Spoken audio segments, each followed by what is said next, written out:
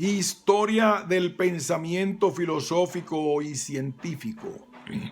Una obra de Giovanni Reale y Darío Antiseri. Antigüedad y Edad Media. Primera parte. Los orígenes griegos del pensamiento occidental. La inteligencia es la que ve, la inteligencia es la que oye, y todo lo demás es sordo y ciego. Epicarno.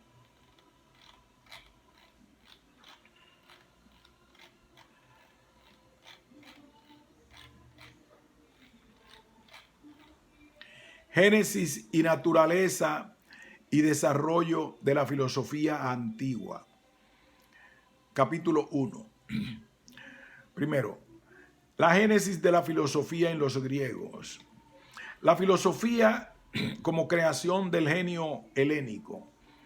La casi totalidad de los estudiosos consideran que la filosofía como término o como concepto es una creación propia del genio de los griegos. En efecto, para todos los demás componentes de la civilización griega se halla un elemento correlativo en los pueblos de Oriente que alcanzaron un elevado nivel de civilización antes que los griegos. Creencias y cultos religiosos, manifestaciones artísticas de naturaleza diversa, conocimientos y habilidades técnicas de distintas clases, instituciones políticas, organizaciones militares, etc. En cambio, en lo que concierne a la filosofía, nos hallamos ante un fenómeno tan nuevo que no solo no posee ningún factor correlativo en dichos pueblos, sino que ni siquiera existe algo estricta y específicamente análogo. Debido a ello, la superioridad de los griegos con respecto a los demás pueblos en este aspecto específico no es de carácter puramente cuantitativo, sino cualitativo, en la medida en que lo que aquellos crearon al instituir la filosofía constituye en cierto sentido una novedad absoluta. Quien no tenga presente este hecho no podrá comprender por qué la civilización occidental, bajo el impulso de los griegos, asumió una dirección completamente distinta de la oriental. En particular, no se podría comprender por qué razón los orientales, cuando quisieron aprovechar la ciencia occidental y sus resultados, tuvieron que apelar a determinadas categorías de la lógica occidental. De hecho, no en todas las culturas se hace posible la ciencia. Hay ideas que convierten en estructuralmente imposible el nacimiento y el desarrollo de determinadas concepciones, y existen incluso ideas que impiden la ciencia en conjunto, por lo menos la ciencia tal como ahora la conocemos. Ahora bien, la filosofía, gracias a sus categorías racionales, ha permitido el nacimiento de la ciencia y en cierto sentido la ha engendrado. Admitir esto justifica reconocer a los griegos el mérito de haber aportado una contribución realmente excepcional a la historia de la civilización. La imposibilidad de una procedencia oriental de la filosofía.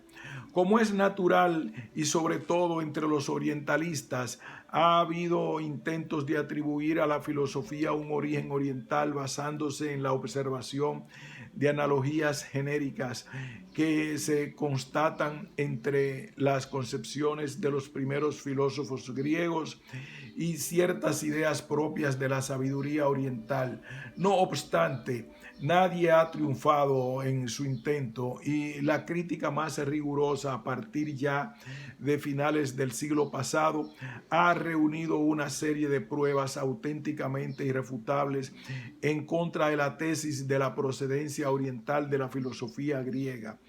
En la época clásica, ninguno de los filósofos o de los historiadores griegos hace la más mínima mención de un presupuesto origen oriental de la filosofía. Los primeros en sostener la tesis de la procedencia oriental de la filosofía fueron algunos orientales por razones de orgullo nacionalista, para atribuir a la propia cultura este particular título de gloria. Así, por ejemplo, en la época de los Ptolomeos, los sacerdotes egipcios, al entrar en conocimiento de la filosofía griega, pretendieron defender que ésta provenía de la sabiduría egipcia. Y en Alejandría, a finales de la era pagana y a comienzos de la cristiana, los judíos que habían asimilado la cultura helénica pretendieron afirmar que la filosofía griega procedía de las doctrinas de Moisés. Si bien los filósofos griegos ya en la época cristiana sostuvieron la tesis según la cual la filosofía provenía de los sacerdotes de Oriente animados por la inspiración divina, esto no prueba nada, porque en aquel momento tales filósofos habían perdido la confianza en la filosofía entendida clásicamente y aspiraban a una especie de autolegitimación en oposición a los cristianos que presentaban la inspiración divina de sus textos. B. Se ha demostrado históricamente que los pueblos orientales con los que entraron en contacto los griegos poseían una forma de sabiduría constituida por convicciones religiosas, mitos teológicos, cosmogónicos, pero no una ciencia filosófica basada solo en la razón, en el logos, como dicen los griegos. Poseían pues un tipo de sabiduría análoga a la que los propios griegos poseían antes de crear la filosofía. En cualquier caso, no ha llegado a nuestro conocimiento ninguna utilización por parte de los griegos de escritos orientales o de traducciones de estos. Es impensable que antes de Alejandro hayan podido llegar a Grecia doctrinas provenientes de los indios o de otros pueblos de Asia o Grecia, que en la época en la que surgió en Grecia la filosofía haya habido griegos capaces de entender el razonamiento de un sacerdote egipcio o de traducir libros egipcios. D. La hipótesis que habría que demostrar de que alguna idea de los filósofos griegos tenga antecedentes específicos en la sabiduría oriental y que haya podido derivarse de esta, no cambiaría la esencia del problema que estamos discutiendo. A partir del momento en que nació en Grecia, la filosofía representó una nueva forma de expresión espiritual, la cual en el preciso instante en que acogía contenidos provenientes de otras formas de vida espiritual, los transformaba estructuralmente, otorgándoles una forma rigurosamente lógica. Los conocimientos científicos egipcios y caldeos y el modo en que fueron transformados por los griegos.